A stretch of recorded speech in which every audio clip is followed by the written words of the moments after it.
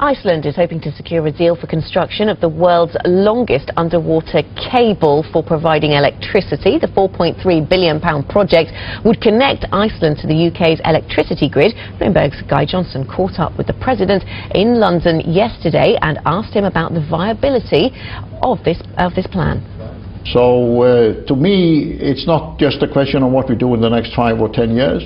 It's also a question of how Europe can utilize the enormous clean energy resource which is up there in the north, in what is sometimes called the Arctic. As you say, you probably would not expect to own the cable. You'd expect the British taxpayer to pay for the cable. No, I don't. I think the cable could be a very interesting international investment opportunity, and I'm aware that there are a number of international investors who long term would look at the cable as a very interesting proposition.